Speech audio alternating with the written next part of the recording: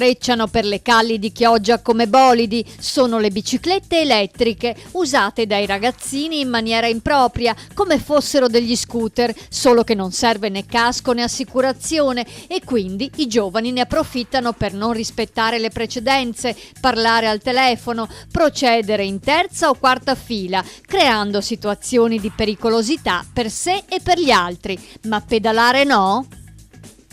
Torna a rivivere il magnifico parco di Villa Bolasco a Castelfranco Veneto. Il recupero del giardino, a lungo abbandonato a se stesso, è iniziato col restauro delle sculture di Orazio Marinali. Intervento reso possibile dai finanziamenti europei, 2,5 milioni che l'Università di Padova, proprietaria del complesso, ha immediatamente impiegato per aprire il cantiere.